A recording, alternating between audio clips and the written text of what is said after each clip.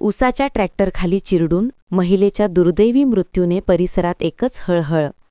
धाराशिव परंडा येथे HP pump शेजारी स्कूटीवरून जात असताना मागे बसलेली महिला पडली व उसाच्या ट्रॅलीखाली सापडल्याने सदर महिलेचा या अपघातात दुर्दैवी मृत्यू झाल्याची घटना परंडा शहरात घडली। दरम्यान स्कूटीवर मागे बसलेली महिला कशी पडली हे स्कूटी चालक यांना कळलेच नाही। स्कूटी चालक महिलेने दिलेली माहिती अशी की सोनारी येथून काळभैरवनाथाचे दर्शन करून स्कूटीवरून बार्शीकडे निघालेल्या महिलेच्या स्कूटीवर मागे बसलेली महिला पडली व उसाच्या ट्रॉलीच्या खाली सापडल्याने त्या जागीच ठार झाल्या। घटना परंडा येथे सोनारी रोडवर घडली।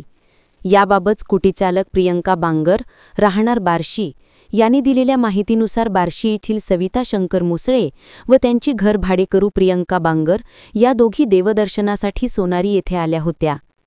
देवदर्शनानंतर बार्शीकडे जात असताना परंडा येथील सोनारी रोडच्या HP पंपाजवळ ऊस वाहतूक करणाऱ्या ट्रॅक्टरला पास करीत असताना समोरून वाहन आल्याने स्कूटी बाजूला घेताना मागे बसलेल्या सविता शंकर मुसळे या स्कूटीवरून अचानक कशा पडल्या माहीत पडले नाही। स्कूटीवरून पडलेल्या सविता मुसळे ट्रॅक्टरच्या ट्रॉलीखाली सापडल्याने त्यांचा जागीच मृत्यू झाला। घटनेची माहिती मिळताच परंडा शहर पोलीस निरीक्षक आसाराम चोरमले यांचे पथक घटनास्थळी दाखल झाले। खरे पण परंडा ते काशिमबागपर्यंतचे रस्त्यांचे काम गेल्या वर्षापासून रखडले आहे।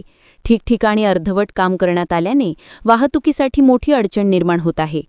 रस्त्याचे काम लवकरात लवकर पूर्ण करून वाहतुकीची कोंडी होणार नाही याची काळजी नगरपालिकेने घेतली पाहिजे अशी मागणी नागरिकांतून होत आहे।